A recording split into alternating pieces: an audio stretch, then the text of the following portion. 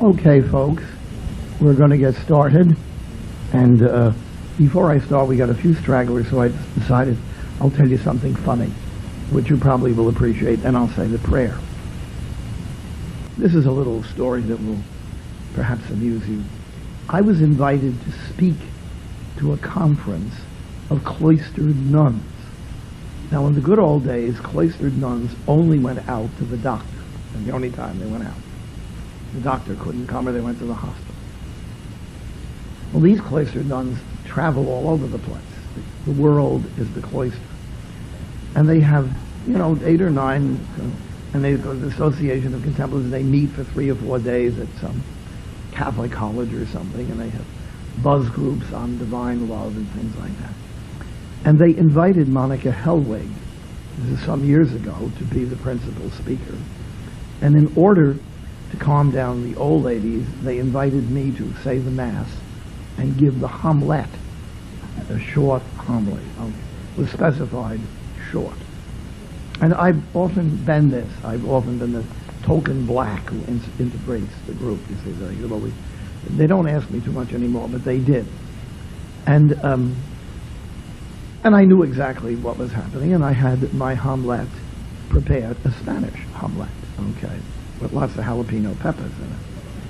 And I'm driving up the lane of this once Catholic college through the elm trees, where the girls go. And in the wee early hours of the morning, the Mass was at 7, so it was about 20 to 7. Across my path, in the morning mist, come 2 ladies in leotards, but in the holy colors of our Mother of Mount Carmel. Now, when I speak to myself, I address myself in my native dialect and accent. So I said to myself, liturgical dance. We're gonna have liturgical dance. Well, nobody said anything, and I arrived in the sacristy, and predictably, 30 seconds to the bell, Sister Mary Decoy, 92, with a kind of modified habit, comes in with a little sheaf of pastel-colored paper. Watch out, pastel-colored paper is always dangerous, okay? The pinks and the mauves. So I said, here we go. So she said, Father, we knew you wouldn't mind. That's an antiphon. We knew you wouldn't mind, okay? How did you know? We knew that you wouldn't mind, but we rewrote the orations to leave out sexist language. I said, Sister, let me take a look. Well, instead of mankind, it had us folks and things like that, kind of harmless stuff, not very well done. I said, Sister, the orations are addressed to God, and if we messed them up, he'll know what they need anyway, so I'll do this, okay. But we rewrote the creed. I said, what? We rewrote the creed to leave out sexist language. I said, Sister, it took the Council of Nicaea 2.5 years to hammer this thing out. I'm not going to change it in 15 seconds. We're going to say the creed. Oh. It's a good thing I'm a sister's boy. See, I know all the lines. No, I said, Sister, we're going to say the creed. Oh, well, there's going to be liturgical dance. I said, a little bird told me. But when is it going to be? After Mass. I said, you read me right. Congratulations. It's after Mass. You can do gymnastics. I'm not good. I won't be there. Oh, we want you to be there to see it. As we say in Jersey City, don't do me any favors, okay?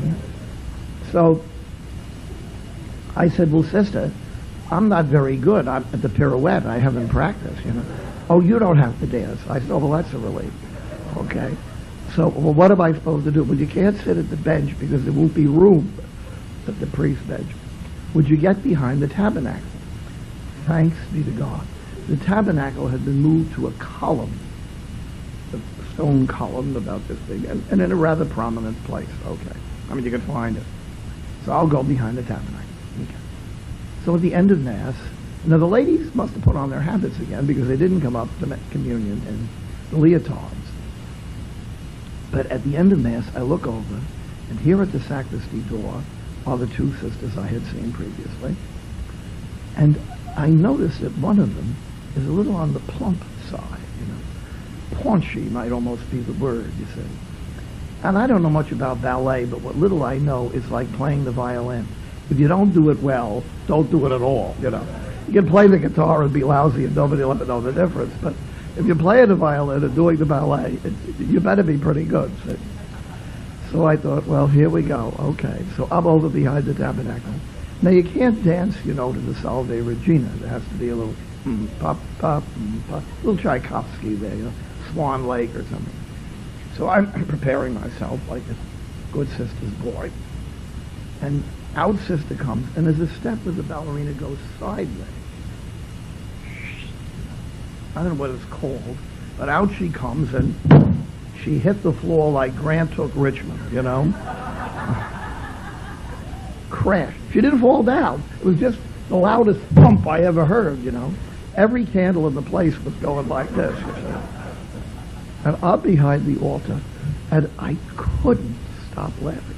I got the cincture, and I'm biting into the cincture.